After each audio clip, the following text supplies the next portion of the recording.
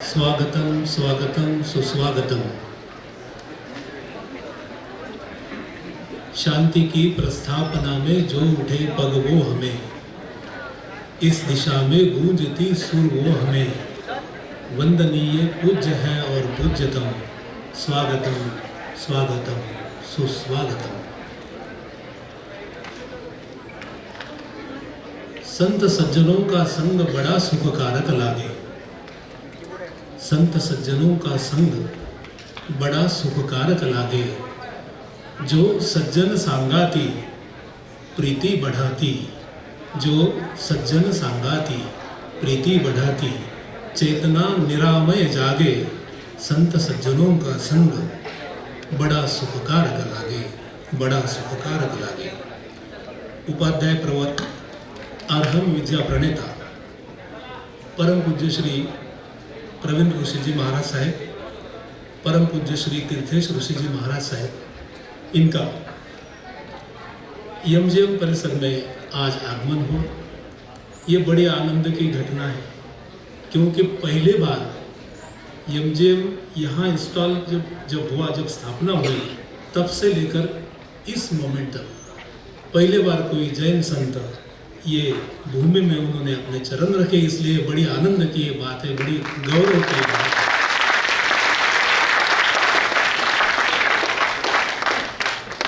गुरुवार यहाँ आने के ये जो प्रसंग है, मुझे ऐसा लगता है मानो ऐसा प्रतीत होता है,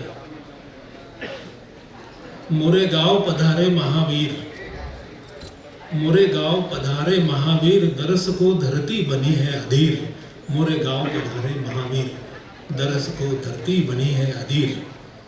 पवन लिए सौगात चले, क्या हो रहा है देखो वातावरण में। पवन लिए सौगात चले, अहिंसा की गगन तले। पवन लिए सौगात चले, अहिंसा की गगन तले। सबका जीवन सुखदायी हो, सबका जीवन सुखदायी हो, ऐसे बहे नित नीर, दरस को धरती बनी है अधीर। मोरे गांव पधारे महावीर, दरस को धरती बनी है अधीर।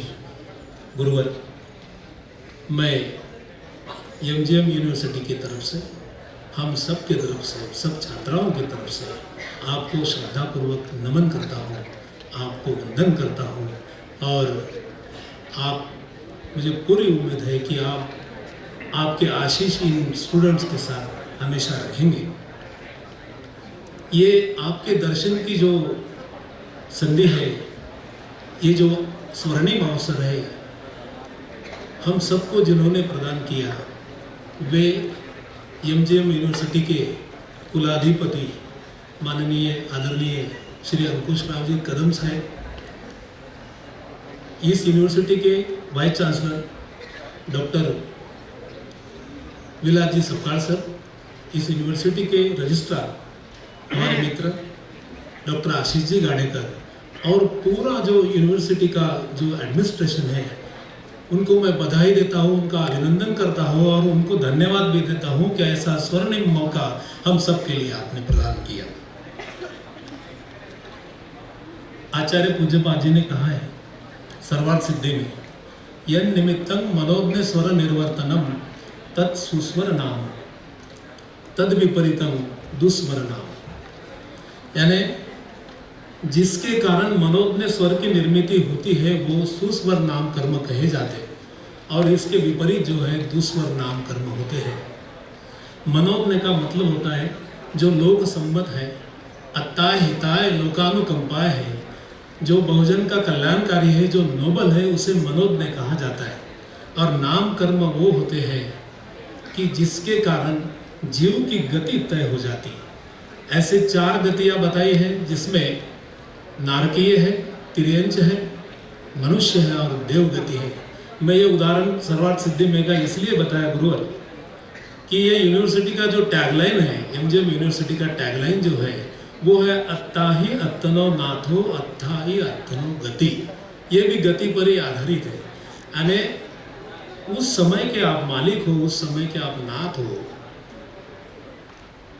समय का वो छोटा हिस्सा जिसे वर्तमान निमिषात कहा है, वो छोटा हिस्सा उसके ही आप स्वामी हो, और वो छोटे हिस्से से आपका जो निकलेगा वो अपनी गति होगी, अपना भविष्य होगा। मैं ये मंगल कामना करता हूँ कि जितने भी छात्र छात्राएं यहाँ पे मौजूद है उनके जीवन में अच्छी गति हो, उनकी अच्छी प्रोग्रेस हो, ऐसी मैं शुभकामनाएं देता हूँ। एमजीएम यूनिवर्सिटी के बारे में जैसा हम सर के कैबिन में अभी चर्चा कर रहे थे कि 20,000 से ज़्यादा इंजीनियर्स की फौज एमजीएम ने तैयार की है, जो दुनिया में, केवल भारत में नहीं, दुनिया में अपना नाम कमा चुके हैं। बड़े बड़े इंजीनियर्स इस भूमि से बने हैं, तैयार नहीं हुए, बने हैं। ये अभी 15 दिन पहले एक पुरस्कार दिया गया गुरुवर। वो पुरस्कार ऐसा था कि जो व्हीकल का साइलेंसर होता है, वो साइलेंसर से कार्बन डाइऑक्साइड और कार्बन मोनोऑक्साइड की मात्रा ज़्यादा तादाद में वो निकलती, इमिट होती है। तो ये जो जिनको पुरस्कार दिया उन्होंने ये साइलेंसर ऐसा बनाया, ऐसा फिल्टर बनाया कि कार्बन डाइऑक्साइड और कार्बन मोनोऑक्साइड की मात्रा जो है कम करने के लिए वो मददगार रहेगा। और वो पुरस्कार उनको यहाँ सम्मानित किया गया है। वो बंदा एमजीएम का स्टूडेंट है। ये यानी पर्यावरण के लिए जितने भी अच्छे काम हैं एमजीएम से होते। अभी हमने कोविड पेंडेमिक को फेस किया, तो मुझे कहने के लिए बड़ा गर्व होता है कि कोविड के समय में ये शहर में जितने वेंटिलेटर्स थे, वेंटिलेटर बेड, तो वो उससे दुगने अकेले एमजीएम ने बनाए थे, उससे दुगने। यानी कितने लोगों की जानें एमजीएम ने बचाई। इसलिए ये जो भूमि है ये तपोभूमि है। अभी हम केबिन में बैठे थे तो गुरुवर ने कदम साहब के बारे में बोला कि आप ज्ञान ऋषि हैं, और ये ऐसा व्यक्तिमत्व अगर पीछे है तो बिल्कुल सही बात है कि वो अच्छे लोग बनेंगे, अच्छे क्रिएटिव जो है पर्सनालिटी यहाँ से बन सकते हैं। नोबेल लॉरेट्स ने यहाँ विजिट किया, साइंटिस्ट ने यहाँ विजिट किया, film artist, film actors, actress और म्यूजिक पर्सनालिटी ने यहाँ इस यूनिवर्सिटी में अपने कदम रखे, यहाँ उन्होंने अपने विचारों को साझा किया। अभी हमारे आदरणीय कुलगुरु महोदय के मार्गदर्शन से यहाँ पे एनईपी का जो चल रहा है, नेशनल एजुकेशन पॉलिसी का, बड़ी मात्रा में यहाँ एनईपी शुरू हो गए। और अभी स्टूडेंट को ऐसा नहीं कि एक ही सब्जेक्ट लेना है, वर्सटाइल सब्जेक्ट स्टूडेंट ले सकता है। और ये यूनिवर्सिटी की खासियत है कि उन्होंने एनईपी को भी इम्प्लीमेंट बहुत अच्छी तरह से किया। ये सबसे इम्पोर्टेंट बात, जो विज्ञान ही नहीं, वैल्यू बेस्ड एजुकेशन की तरफ ही एमजीएम यूनिवर्सिटी का अपना अलग विचार है। और उसके तहत पिछले 2 साल से हम यहाँ म्यूज़िक के कॉन्सर्ट्स कर रहे हैं। उसमें भगवान महावीर की 3 महफिलें जो वीर शासन पर्व के नाम पे किए जाते, हर साल आदरणीय कदम सर वीर शासन पर्व यहाँ मनाते। बहुत से जैन बांधवों ने, लोगों ने मुझे कहा कि हमें मालूम नहीं था कि वीर शासन पर्व भी होता है। ये बदौलत है हमारे आदरणीय कदम साहब की। उन्होंने वीर शासन पर्व यहाँ पे हर साल मनाने की एक पहल शुरू की। दोस्तों, ये ब्रीद है यूनिवर्सिटी का, अत्तदीप भव, यानी अपने दिए बनो।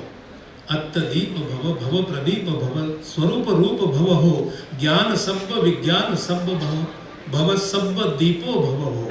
यानी ज्ञान, विज्ञान और तत्व ज्ञान सब एक साथ, एक हाथ में हाथ मिला के यहाँ चलते हैं। मुझे तत्वार्थ सूत्र की बड़ी अच्छी लाइन याद आती है, सम्यक दर्शन ज्ञान चारित्राणी मोक्ष मार्ग। यहाँ पे मोक्ष मार्ग, मोक्ष तो बोले तो अच्छा जीवन एमजीएम के कैंपस में मिलेगा, ये बिल्कुल गारंटी है। और मैं कहने के लिए आज थोड़ा बड़ा लगेगा ये बात, लेकिन बहुत कम समय में आपको इसका एग्जाम्पल ये सही होते नजर आएगा कि एमजीएम यूनिवर्सिटी भारत का ऑक्सफोर्ड है।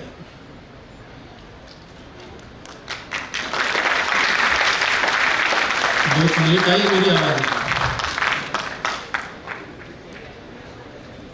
आज का प्रोग्राम की शुरुआत करते हैं मंगलाचरण से।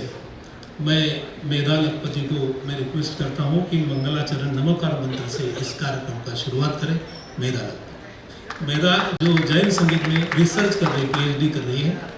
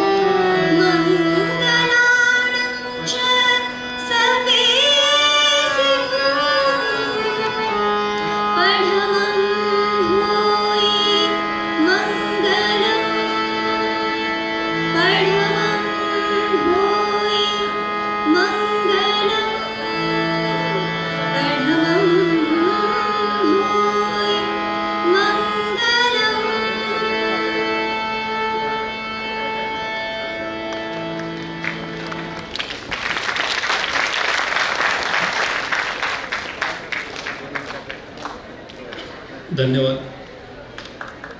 आज जिनका हम प्रवचन यहाँ सुनने वाले हैं वो उपाध्याय प्रवर प्रवीण ऋषि जी महाराज साहब, जो उपाध्याय है नमो उपाध्यायनम, यानी उपदेशक है, यानी टीचर है, गुरु है। ऐसा कहा जा सकता है कि जिन नहीं पर जिन सरीके, केवली नहीं पर केवली सरीके, ऐसे उपाध्याय होते हैं जो ज्ञान का भंडार समाज को बांटने के लिए अपनी पूरी जिंदगी जो है वो घूमते रहते हैं, फिरते रहते हैं। वे एक अच्छे थिंकर हैं, साइकोलॉजिस्ट है, साइंटिस्ट है, फिलोसोफर है, रिलीजियस टीचर है। अपने महाराष्ट्र में घोड़ेगांव नाम का जो गांव है अहमदनगर जिले में, ये गांव में उनका जन्म 7 अक्टूबर 1957 में दगड़ूलाल जी देसरड़ा और चंपाबाई देसरड़ा इनके घर हुआ। जब वे 16 साल के थे, उन्होंने राष्ट्र संत आनंद ऋषि जी महाराज साहब का उनको सानिध्य मिला। 18 साल उन्होंने वहाँ साधना की। 11 महीने ध्यान साधना करने के बाद 2004 में श्रमण संघ के चौथे पट्टधर आचार्य डॉक्टर शिव मुनि जी ने उन्हें उपाध्याय की पदवी बहाल की। खास बात यह है कि हर साल वे 2500 किलोमीटर पैदल चलते हैं। 2500 किलोमीटर हर साल वे पैदल चलते हैं और for the propagation of the Jain philosophy कई प्रोग्राम उन्होंने बनाए हैं। उसमें Arham discover yourself, Arham parenting, Arham Ashtamangal meditation, Kalyan Mitra and Arham Mrityunjay ये शामिल है। कई ग्रंथ उन्होंने प्रकाशित की है। लेस्या की शक्ति, अष्टमंगल की शक्ति, आनंद गाथा, महावीर गाथा, ऋषि प्रवचन आदि का उनमें समावेश है। ऐसे मल्टी फैसेट्स जिसकी पर्सनैलिटी है, ऐसे गुरु, ऐसे उपाध्याय आज हमारे एमजीएम परिसर में आए। मैं उनका बहुत बहुत यहाँ पर स्वागत करता हूँ और आदरणीय अंकुश राजू कदम साहब जो कुलाधिपति है उनको रिक्वेस्ट करता हूँ कि वो मंच पर आए और गुरुवर को ग्रंथ जो है कुछ ग्रंथ अपने तरफ से भेंट करें। आदरणीय अंकुश राव जी कदम साहब कुलाधिपति एमजीएम यूनिवर्सिटी।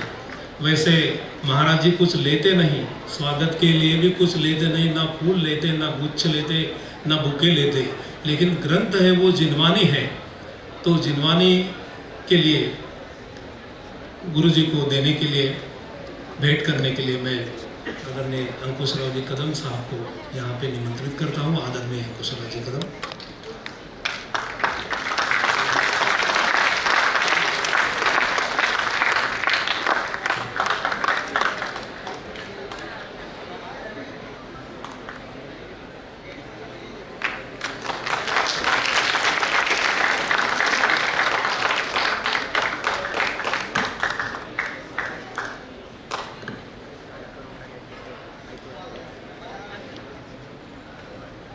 धन्यवाद सर। पीछे थोड़ी आवाज़ हो रही, ऊपर से इधर आवाज़ नीचे आ रही, थोड़ी संभाल के रखो क्योंकि सुनना है, सुनने के लिए आवाज़ भी संभाल के रखनी होती है, इतना ध्यान रखो।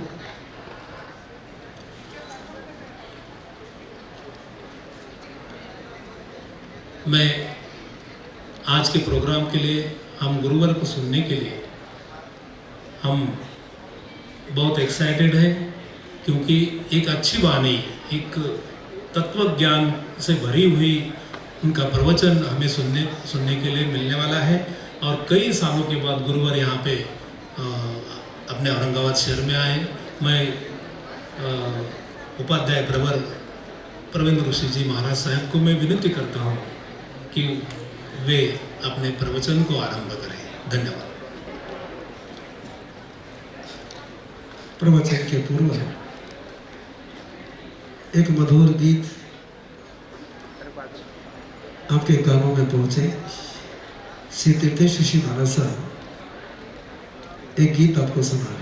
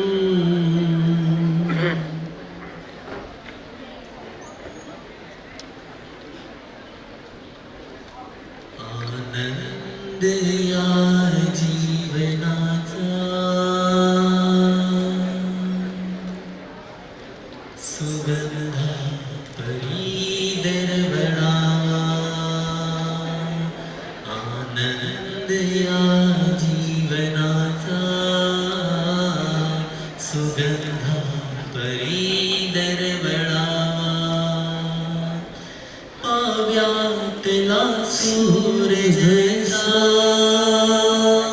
ओठातून ओघळावा पाव्यातला सूरज जैसा ओठातून ओघळावा आनंद या जीवनाचा सुगंधा परी दरवळावा आनंद या जीवनाचा सुगंधा परी दरवळावा जिजुनी स्वतः चंदनाचा दुसऱ्यास मधुगंध द्यावा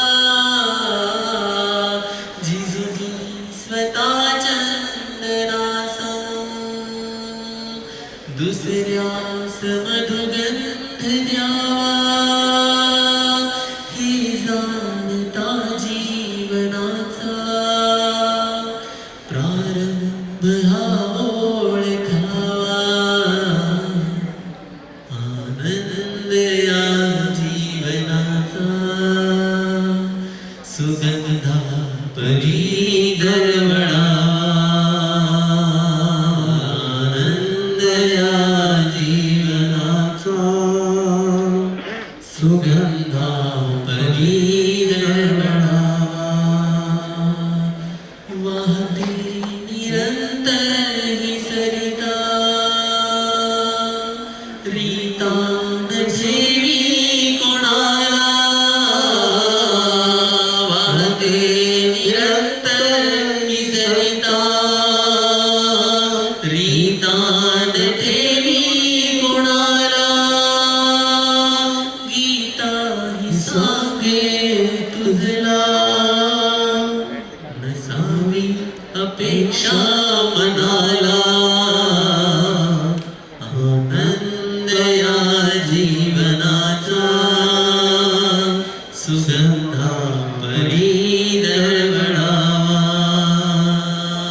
आनंद या जीवनाचा सुगंधा परी दरवळावा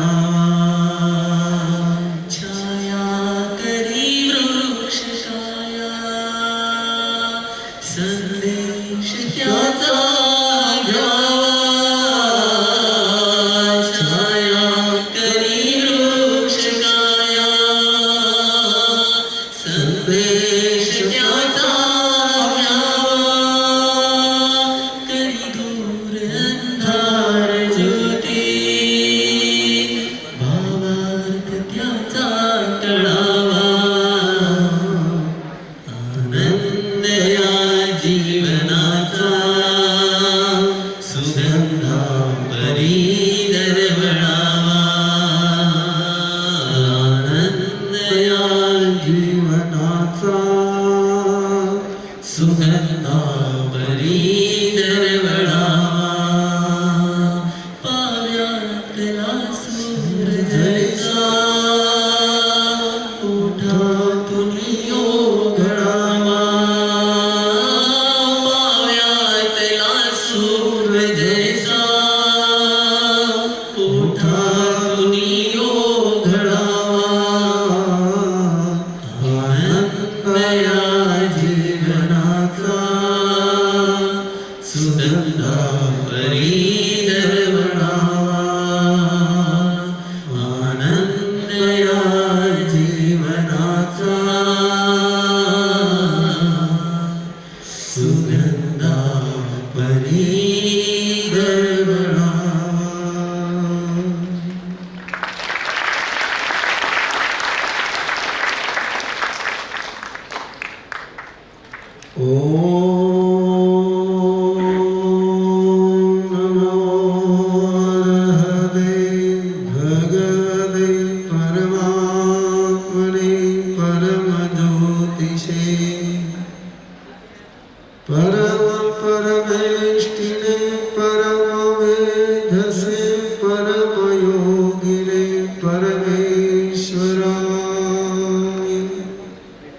ओम अरहं नमः। ओम अरहं नमः। ओम अरहं नमः।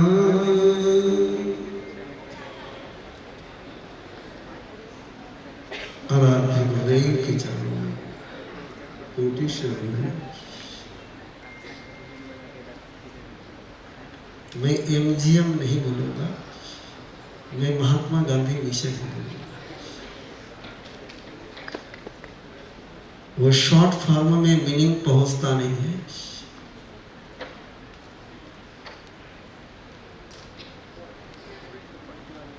और महात्मा गांधी मिशन ये अंकुश से ही चल सकता है। बिना अंकुश के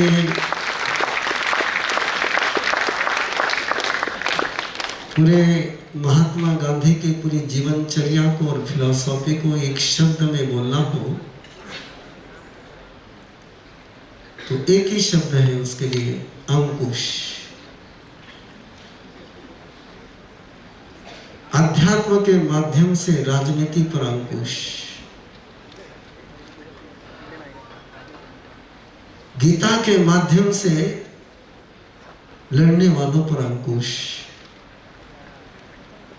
अहिंसा का शास्त्र लेकर के विनाशक शस्त्रों पर अंकुश। इसको प्रशंसा के शब्दों में कोई न ले,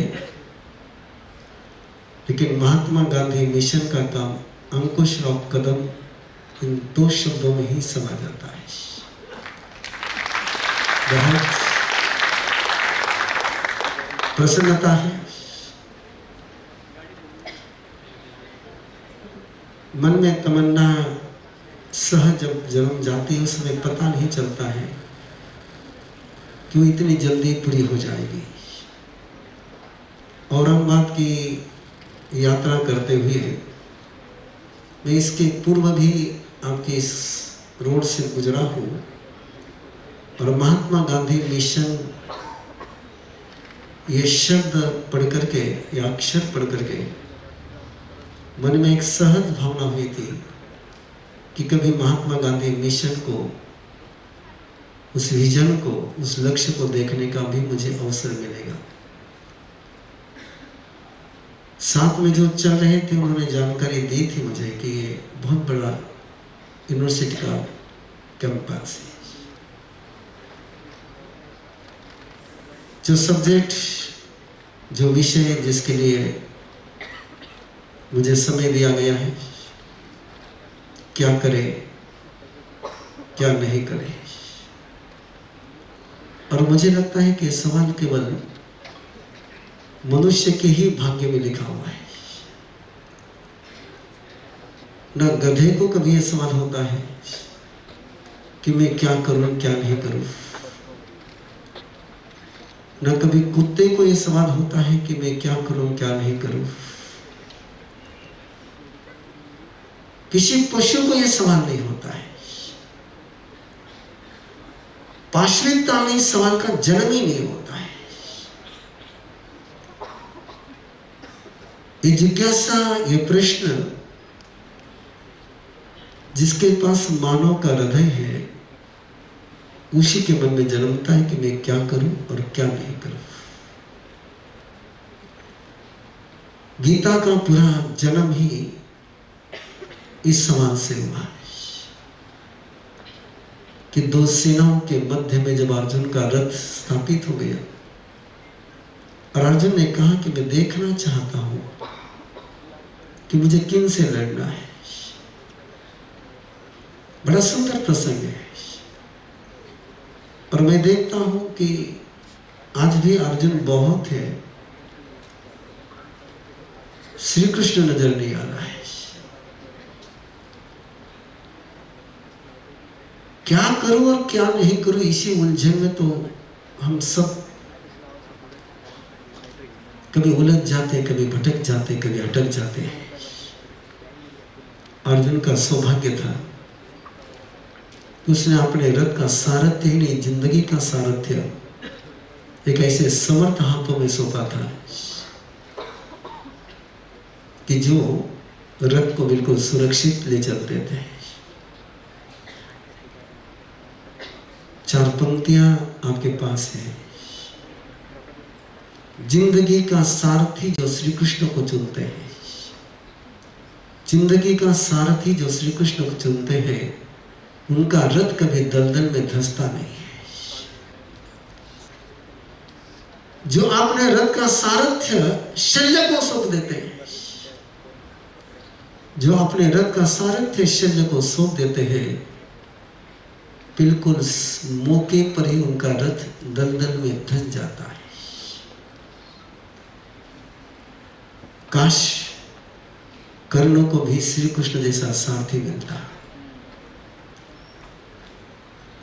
सारथी का चुनाव क्या करे क्या नहीं करे, इस सवाल के पहले मैं आपसे आग्रह करना चाहूंगा कि किस मंजिल पर मैंने पहुंचना और किस मंजिल पर नहीं पहुंचना, ये पहले तय होना चाहिए। रास्ते बाद में पूछो, चलने का तरीका बाद में पूछो, पहले तय करो कि मंजिल क्या है। जिनके पास मंजिल नहीं होती है, उन्हें सिखा करके भी कोई सिखा नहीं पाता है। जिनके पास मंजिल होती है, उनको सिखाने वाले गौरव की अनुभूति करते हैं। जिनके पास मंजिल होती है, उनको सिखाने वाला सिखाने से इनकार भी कर दे, तो एकलव्य अपने बल पर, अपने लक्ष्य के बल पर, जो द्रोणाचार्य अर्जुन को नहीं सिखा सके, वो भी सीख जाता है। एक लक्ष्य जिसके पास होता है, उस लक्ष्य में से सारे रास्ते निकलते चले जाते हैं। और मुझे लगता है कि पथ भ्रष्ट आदमी बाद में होता है, कर्तव्य भ्रष्ट बाद में होता है। सबसे पहले व्यक्ति लक्ष्य भ्रष्ट हो जाता है। और जिंदगी की सबसे बड़ी समस्या लक्ष्य शून्य होना है, ध्येय शून्य होना है, उद्देश्य रहित जीवन जीना।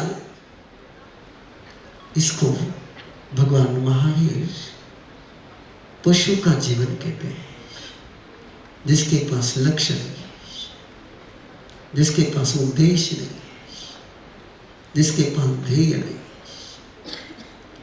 बिना ध्येय का केवल गधा ही चलता है। और जिसके पास अपना ध्येय नहीं होता है, उसको दूसरे का बोझ उठाना ही पड़ता है।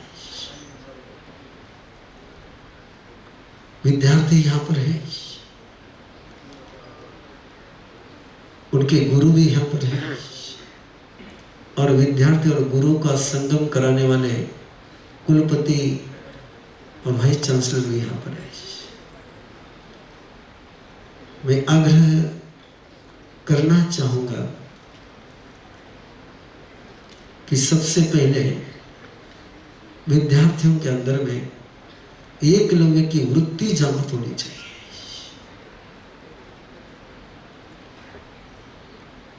सबसे पहले इस प्रीमाइसिस में आने वाले, मुझे मेरा अधिकार नहीं है आपको कुछ सुझाव देने का, लेकिन मुझे लगता है कि हर शिक्षण संस्था में सबसे पहला कोई पाठ होना चाहिए। सबसे पहले विद्यार्थी को कुछ सिखाना चाहिए तो गोल सर्चिंग का प्रोग्राम होना चाहिए। लक्ष्य तय करने का सिखाना चाहिए, ध्येय तय करें, मंजिल तय करें। और एक बार लक्ष्य तय हो जाए, उस लक्ष्य के साथ अनब्रेकेबल कमिटमेंट हो जाए, तो एकलव्य तैयार हो जाता है। लक्ष्य नहीं होता है, ध्येय नहीं होता है, और जिनके पास ध्येय नहीं होता है, उनके हाथों में तुम कितने ही दिए दे दो, उनको रास्ता दिखता नहीं है। इसलिए भारतीय परंपरा रही कि पहले प्रज्ञा का जागरण हो। भारतीय संस्कृति का सूत्र रहा कि पहले आत्म जागरण का दृष्टिकोण आए। महात्मा गांधी ने सबसे पहले अपना लक्ष्य तय किया। उस लक्ष्य के अनुसार उन्होंने सारे कार्यक्रम चलाए। उनका ध्येय बिल्कुल स्पष्ट था कि अहिंसा और संयम और सत्याग्रह के माध्यम से ही मुझे इस जीवन को जीना है। मेरे अंदर की आवाज। उन्होंने किसी भी बात का समर्थन, किसी भी बात का कभी लॉजिकली क्लेरिफिकेशन दिया ही नहीं। उन्होंने एक ही बात कही कि मेरे अंदर की आवाज। मना पूतम समाचरित, हमारी भारतीय संस्कृति उसको दूसरे शब्दों में कहते हैं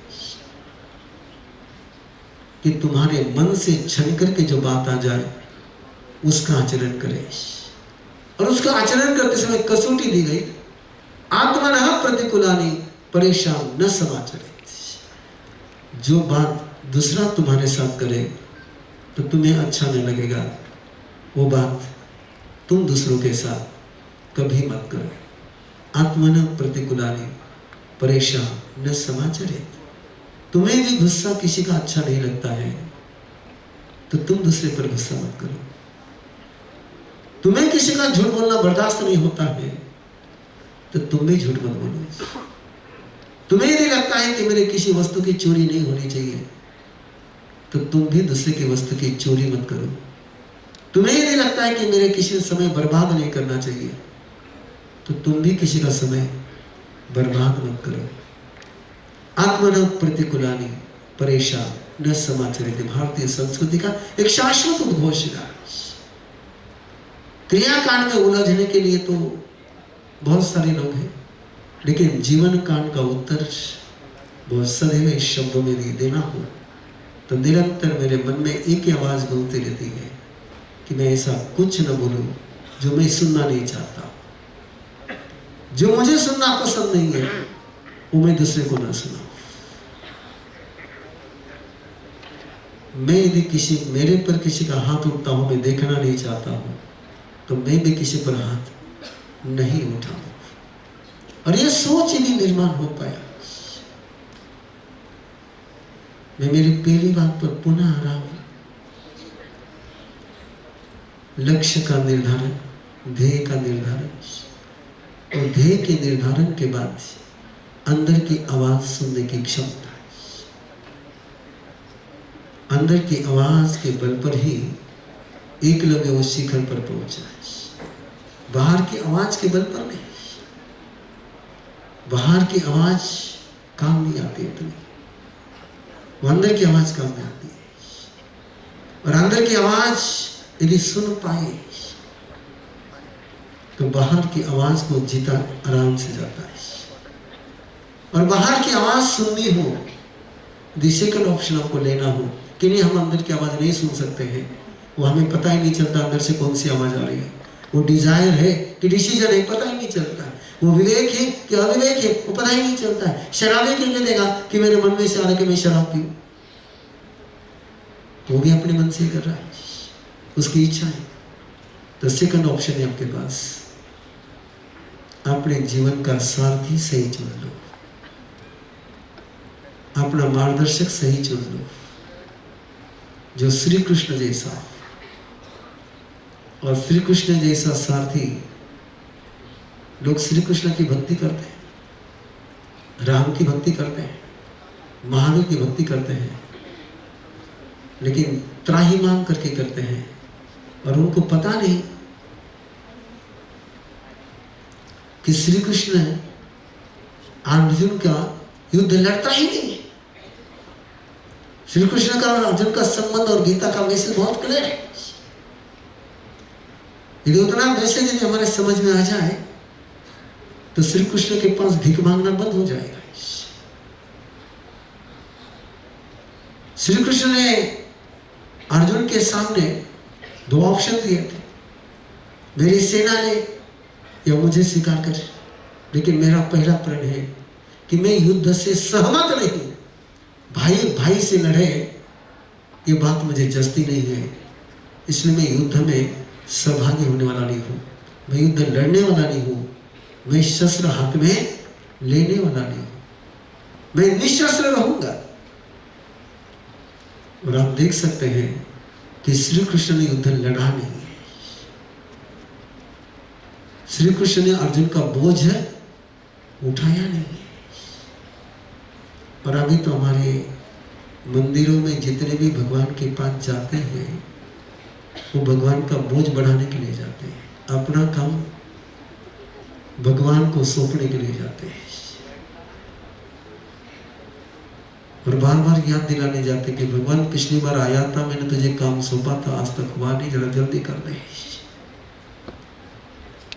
और फीस के रूप में नारियल चढ़ा करके आ जाते हैं। वो जानते हैं कि श्री कृष्ण ने अर्जुन का युद्ध लड़ा ही नहीं, उसको कहा मैं लड़ने वाला नहीं। उन्होंने अर्जुन से अर्जुन का काम कराया। और मैं हमेशा जवानों से पूछता हूं, लोगों से पूछता हूं, तुम्हें समर्थ बनाने वाला भगवान चाहिए कि तुम्हें कमजोर रखने वाला भगवान चाहिए? मुझे पता है कि मैं पहली बार आपके बीच में हूं, इसलिए आप थोड़े से खुल करके बात नहीं करोगे, अनौपचारिक नहीं बन पाओगे, क्योंकि जैसे सर ने जानकारी दी कि इस प्रीमाइसेस में पहली बार कोई जैन संत है, तो मैं भी कहना चाहूँगा कि मैं भी किसी यूनिवर्सिटी के प्रीमाइसेस में पहली बार ही प्रवचन देने के लिए आया हूँ।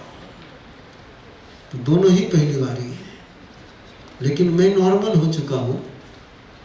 लेकिन आप लोग अभी भी थोड़े से ऐसा लगता है आपके सामने संत न बैठ करके कोई हिटलर बैठा हो, ऐसे टेंशन के मूड में आप बैठे हुए हो। थोड़े रिलैक्स हो जाइए, क्या दिक्कत है? मैं अनजाना जरूर हूँगा आपसे, लेकिन इतना तो पक्का ध्यान रखिए कि मैं भयंकर नहीं हूँ। हाँ, मुझे मुस्कुराते हुए चेहरे बड़े अच्छे लगते हैं, और मुझे लंबे चेहरे दिखे कि मुझे लगता है कि लोग मुझे के हिटलर के रूप में देख रहे हैं। तो हिटलर को देख करके ही लोगों का चेहरा टेंशन में आ जाता है। और मैं महात्मा गांधी मिशन के प्रीमाइसेस में हूँ, यहाँ तो अहिंसा के चेहरे, मुस्कुराते हुए चेहरे नजर आने चाहिए। तो मेरा सवाल था आपके साथ, आपको कैसा व्यक्ति चाहिए? कैसे माँ बाप चाहिए? कैसे गुरु चाहिए? और कैसे भगवान चाहिए? और कैसा धर्म चाहिए? कैसा समाज चाहिए? जो तुम मांगो वो देने वाला चाहिए, कि जो तुम्हारी इच्छा है वो पाने के काबिल बनाने वाला चाहिए। बिल्कुल सिंपल सवाल है, काबिल बनाने वाला।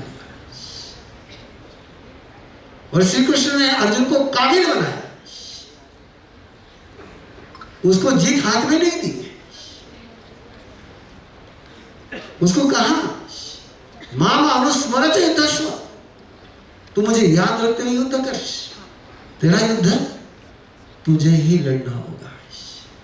और ये बहुत सुंदर संदेश है, ये श्री कृष्ण का बहुत स्पष्ट संदेश है, ये भारतीय संस्कृति का बहुत स्पष्ट संदेश है, ये भगवान महावीर का बहुत बहुत खरा सच्चा संदेश है कि हर व्यक्ति को अपना युद्ध स्वयं को ही लड़ना होता है। तुम्हारा युद्ध दूसरा कोई लड़ नहीं सकता है। और जिसने भी दूसरों के बल पर युद्ध लड़े, वो चाहे भीष्म पितामह लड़े दुर्योधन के लिए, चाहे कर्ण लड़े, लेकिन जिसके लिए दूसरे युद्ध लड़ते हैं वो कभी जीतता नहीं। यह महाभारत का संदेश है। दुर्योधन के लिए युद्ध लड़ने वाले बहुत समर्थ लोग थे, बहुत सक्षम लोग थे, लेकिन दूसरा तुम्हारा युद्ध लड़ेगा, तुम कभी जीतोगे नहीं, पक्का समझ के चल रहा है। अर्जुन का युद्ध श्री कृष्ण ने नहीं लड़ा, श्री कृष्ण के मार्गदर्शन में लड़ा, लेकिन लड़ा अर्जुन ने ही लड़ा। और दुर्योधन का युद्ध दुर्योधन ने कब लड़ा? दूसरे लड़ने वाले बहुत थे, लेकिन दुर्योधन जीत नहीं पाया। मुझे नहीं पता आप लोग महाभारत कैसे समझते हैं, मैं महाभारत ऐसा पढ़ता हूँ। मेरी महाभारत पढ़ने की विजन ये होती है। और यदि सारथी अपने श्री कृष्ण जैसा चुनाव, श्री कृष्ण सारथी उसको कहते हैं कि जो तुम चाहते हो वो कभी नहीं करता है, तुम्हारी इच्छा पूरी कभी नहीं करता, तुम्हारी आवश्यकता भी पूरी नहीं करता है। श्री कृष्ण किसी के जिंदगी में आते हैं तो केवल लक्ष्य पूर्ण करने के लिए आते हैं, ध्येय पूर्ण करने के लिए आते हैं, स्वप्न पूर्ति के लिए आते हैं, न इच्छा पूर्ति के लिए आते हैं, न आवश्यकता पूर्ति के लिए आते हैं। तो गुरु उसको बनाइए, भगवान उसको बनाइए, धर्म उसको बनाइए जो तुम्हें लक्ष्य तक पहुंचा सके। उस बात को जिंदगी में कभी मत स्वीकार करिए जो तुम्हारी मंजिल से तुम्हें दूर ले जाती है। अपने ध्येय से दूर ले जाने वाली बात से सदा बच करके रहिए। ध्येय ही तुम्हारा भगवान हो, ध्येय ही तुम्हारा गुरु हो, और ध्येय ही पावर हाउस हो। Goal is gods, goal is guide, goal is power house. No goal, no gods, no guide, no power house. मेरा समय हो गया है। सामने घड़ी नहीं है, लेकिन अंदर में घड़ी लगी थी और 4 बजे नज़र मेरी घड़ी की तरफ पहुंच गई है। 3 से 4 की अपनी वार्ता थी और 4 बजे तक का समय हो चुका है। मैं आप सभी को बहुत बहुत कृतज्ञता व्यक्त करना चाहता हूँ, धन्यवाद देना चाहता हूँ।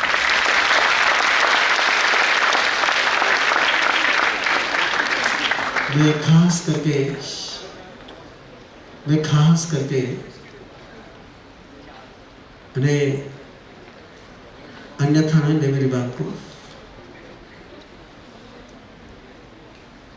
और मैंने एक अपनी जिंदगी में मेरे गुरु ने दिया हुआ मंत्र निभाता हूँ कि सुन करके धारणा नहीं बनानी जब तक किसी को मिल ना लो। सुना था कि राजनीति से आए हैं, देख सोचा था कि जाकर के किसी राजनेता को मिलना पड़ेगा, लेकिन जब पहली बार देखा तो लगा ये राजनेता नहीं है, ये तो शिक्षा महर्षि। मैंने अन्ना साहब करे को नहीं देखा, लेकिन लगा कि एक शिक्षा महर्षि को, इसलिए वो सहज शब्द मेरे मुंह से निकला कि ज्ञान ऋषि है। बहुत अच्छा इसलिए भी लगा कि महात्मा गांधी मिशन में वीर शासन का पर्व मनाया जाता है और मुझे कहने में कोई संकोच नहीं।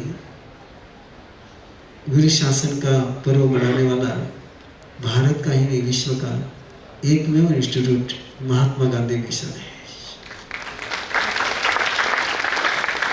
मुझे इस बात की इस प्रेमाइसिस में आकर के बहुत कुछ बिना सिखाए सीख के जा रहा हूँ कि एक व्यक्ति जब सपना लेकर के चलता है, और मुझे नहीं लगता है कि ये कोई विरासत में मिला है, ये गिफ्ट में तो मिल ही नहीं सकता है, लेकिन सपना। और मुझे बताया उन्होंने कि मेरे पिताजी की भक्ति महात्मा गांधी के प्रति, मैं केवल एक बात के लिए आपको धन्यवाद देना चाहता हूँ कि पिताजी ने जिनकी भक्ति करी उनकी भक्ति आपने स्वीकार करी, इसके लिए आपको बहुत बहुत धन्यवाद है। और भक्ति की परिभाषा मेरी दूसरी है, जो व्यक्ति से भक्ति करते हैं, जो व्यक्ति से भक्ति करते हैं सर, वो व्यक्ति को बांध लेते हैं। जो व्यक्ति से भक्ति करते हैं वो व्यक्ति को बांध लेते हैं। जो व्यक्ति के सपनों से भक्ति करते हैं वे हनुमान बनते हैं।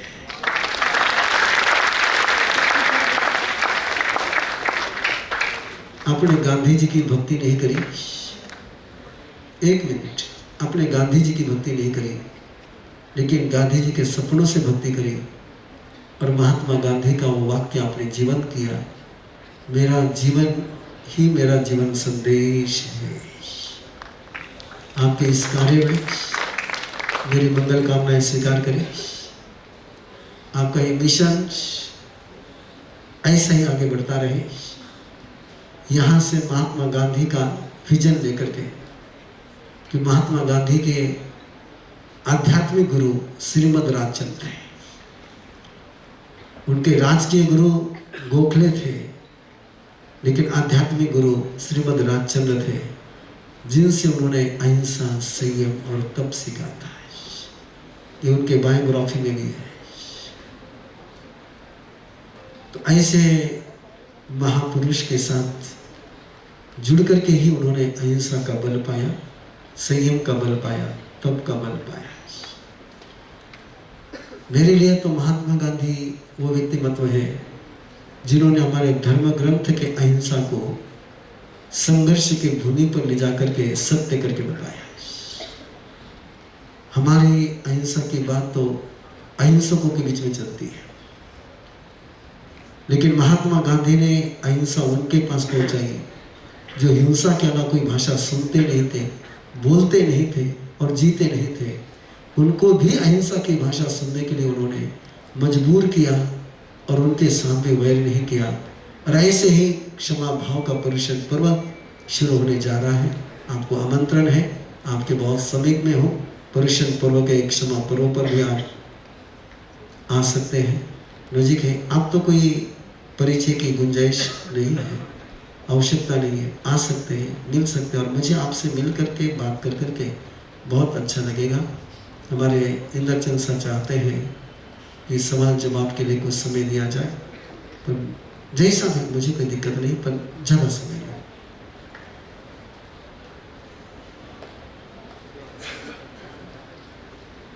हेलो, अगर किसी को कोई प्रश्न है या सवाल है तो आप गुरुदेव जी से वो पूछ सकते हैं, अपनी शंका का समाधान कर सकते हैं। So house is open for the open question debate.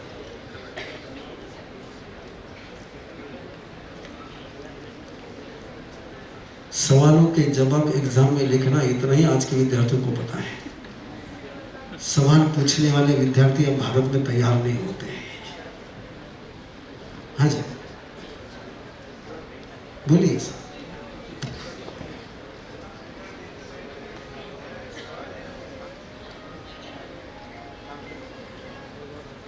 आपने जो अभी संदेश दिया वो तो हमारे दिल में बैठ गया। मैं मराठी में बोल सकता हूँ आराम से, मला मराठी येते, मी मराठीमध्ये बोलू माझ्या शकतो मनात सर। असा प्रश्न आहे की भगवान महावीर, भगवान गौतम बुद्ध आणि महात्मा गांधी या असे आदर्श आपल्या डोळ्यासमोर असून सुद्धा वर्तमान परिस्थितीमध्ये संपूर्ण अराजकता ही अग्नीसारखी भडकत का चालली? त्याच्यावर संयम, अंकुश ठेवणारा कोण? पुन्हा वाट पाहिजे का आपण स्वयं बनण्यासाठी काही करावं लागेल होतं?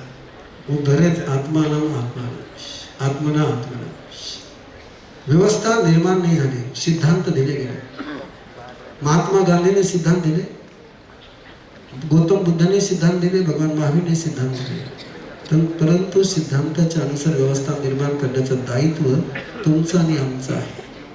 सिद्धांत देणे त्यांचं काम होतं, व्यवस्था निर्माण करणं आपलं काम आहे। कार्ल मार्क्स विश्वामध्ये पोहोचला तर लेनिनच्या कारणाने पोहोचला। लेनिन नसता तर दास कॅपिटल कुठे गेलं असतं ते माहीत सुद्धा नसतं। त्याला लेनिन भेटला, रामाला तुलसीदास भेटले, महात्मा गांधीला लेनिन भी भेटला नाही आणि तुलसीदास पण भेटला नाही। तसं आहे, म्हणून व्यवस्था निर्माण करणं हा विषय फार वेगळा आहे। व्यवस्था निर्माण करावी लागतात, रास्ते तयार करावे लागतात, रास्ते बनलेले नाहीत। म्हणून भ्रष्ट व्यक्तीच्या विरोधात लढण्यापेक्षा भ्रष्ट व्यवस्था समाप्त करण्याचा प्रयत्न करायला पाहिजे। आम्ही फक्त भ्रष्टाचारीला बदलतो, व्यवस्था भ्रष्टच राहते।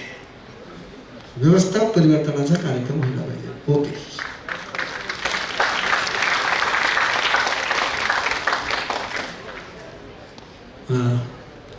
विधा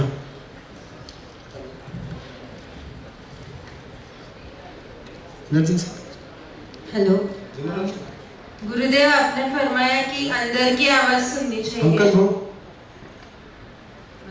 तो अंदर की आवाज जो सुनते हैं उस टाइम पे अगर कोई एंशियस थॉट्स चल रहे हैं, कोई चिंता है मन में, तो कैसे पता चले कि वो चिंताजनक थॉट से जा रहे हैं या वो अंदर की आवाज है? दोनों में डिफरेंस कैसे? यस, अंदर की आवाज सुनने के लिए एक प्रक्रिया है। सबसे पहले अपनी श्वास की आवाज सुननी। श्वास की आवाज चलती है, सोहम सोहम, उस आवाज को पहले सुनना होता है। जो श्वास की आवाज सुन सकता है उसको अपनी चिंता की आवाज कभी नहीं सुनाई देगी, उसको अंदर की आवाज सुनाई देगी। अंदर की आवाज के पास पहुंचने के लिए, क्योंकि वो विधि है, वो कला है, वो टेक्निक है, उसके लिए सबसे पहले श्वास की आवाज सुननी होती है। आप श्वास को महसूस करते हैं, वो भी बहुत कम लोग करते हैं। जिसने श्वास की आवाज सुन ली उसको रियल जवाब अंदर से आता है, इनर वॉइस का। इसलिए पहले वो टेक्निक सीखिए और उसके बाद इनर वॉइस में पहुंचिए। कृपा करें।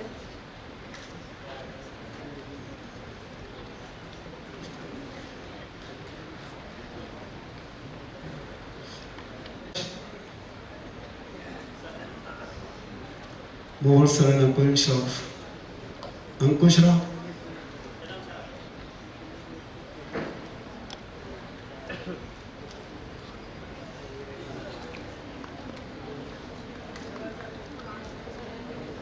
कुल गुरु विलास जी सत्कार और कुल सचिव आशीष जी गाड़ेकर,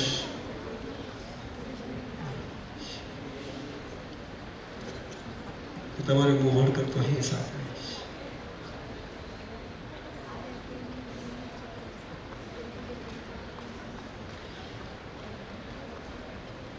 दोनों देखिए ना, दोनों देखिए। रेशम ये आभामंडल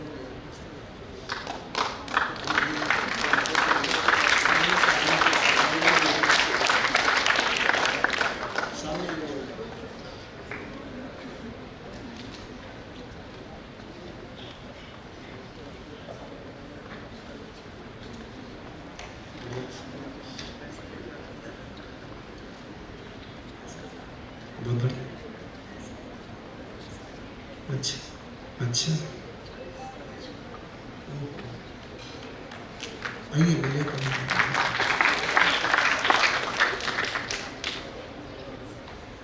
अच्छा दूसरा है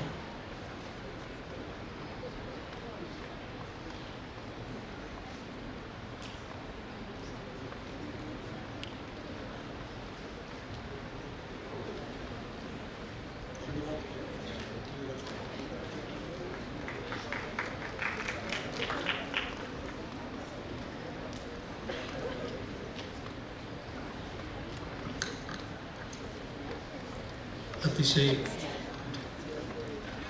कमी वेळेमध्ये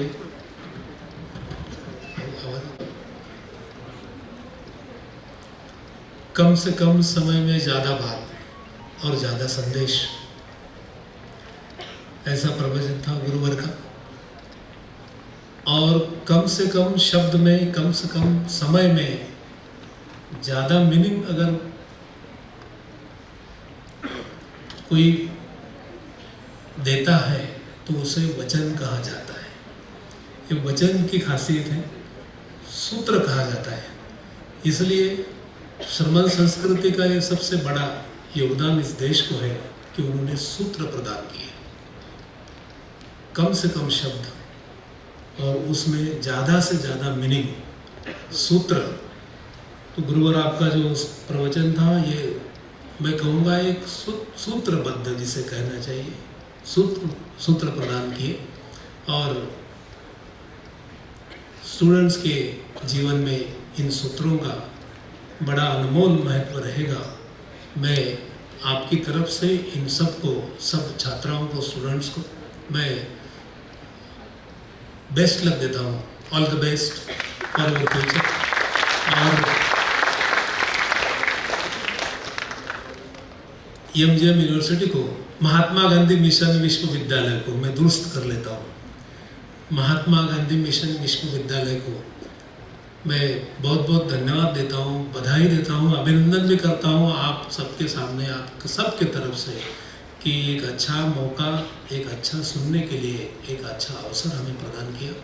तो आदरणीय कुलपति साहब, अंकुशराव जी कदम, आई साहेब अनुराधाताई कदम, रजिस्ट्रार साहेब, कुलगुरू साहेब डॉक्टर विलासजी सपकाळ साहेब, डॉक्टर आशिष गाडेकर साहेब आणि समस्त विद्यापीठ प्रशासनाला मी या बाबतीत धन्यवाद देईन. मैं उपाध्याय प्रवर गुरुवर परम पूज्य श्री प्रवीण ऋषि जी महाराज साहेब, इनको बहुत बहुत धन्यवाद देता हूँ. लेकिन ये एक बार नहीं, आप हमेशा यहाँ आते रहिए. हमारे सर की इच्छा है, आपका हमेशा यहाँ वेलकम है और हमें ऐसा ही हमारे लिए ज्ञान आप साथ में लाइए, ज्ञान की गंगा साथ में लाइए और ये सब स्टूडेंट्स को, हम सबको वो ज्ञान की धारा में हमें प्रवाहित करने का मौका दे. मैं आपको बहुत बहुत धन्यवाद देता हूँ, बहुत आभार व्यक्त करता हूँ. आपके साथ परम पूज्य तीर्थेश ऋषि जी महाराज साहब भी मौजूद है, उनको भी मैं धन्यवाद देता हूँ. वो बहुत अच्छा सुरीला गाते हैं, उनकी वाणी बहुत अच्छी है. और मेरी पहली मुलाकात महाराज जी से ये गाने के इसमें हुई. प्रवीण ऋषि जी महाराज साहब ने तो गाने के बारे में मुझे एक अच्छी बात दी, जिनके लिए महाराज जी हमें 7-8 दिन लगे वो ढूंढने के लिए कि भगवान महावीर की वाणी जो है राग मालकोश में. तो हमने देखा कि मालकोश का स्वरूप क्या है, मालकोश की स्टाइल क्या है, उसकी स्पेशलिटी क्या है. हमारे मेधा जो है उन्होंने 7-8 दिन वो प्रयास करे, तो सारी किताबें मंगाई और वो देखा कि सही में वो राग मालकोश के जो कैरेक्टर्स हैं वो भगवान महावीर की वाणी जो है, दिव्य ध्वनि जो है, उसमें वो परफेक्ट वो आती ही. और बड़ी अच्छी बात आपने हमारे लिए लाई. बहुत बहुत धन्यवाद. और समय हुआ है, मैं फिर एक बार आप सबको धन्यवाद देता हूँ. Thank you. और यूनिवर्सिटी की तरफ से ये प्रोग्राम यहाँ पर समाप्त हो रहा है. Thank you. इसमें धन्यवाद हो चुका है. प्रशिक्षण देने में जाना है. यदि ट्रेनिंग का कोई कार्यक्रम होगा, इनर वॉइस लिसनिंग का कोई कार्यक्रम करना होगा, ट्रेनिंग कोर्स के लिए मैं यहाँ पर आ सकता हूँ. लेक्चर तो मैं वहाँ भी देता हूँ. लेक्चर तो आपके पास भी देने वाले बहुत हैं, तो लेक्चर के लिए मुझे मत बुलाना. किसी ट्रेनिंग प्रोग्राम में आप मुझे बुलाएंगे तो मैं जरूर आ जाऊँगा. जरूर.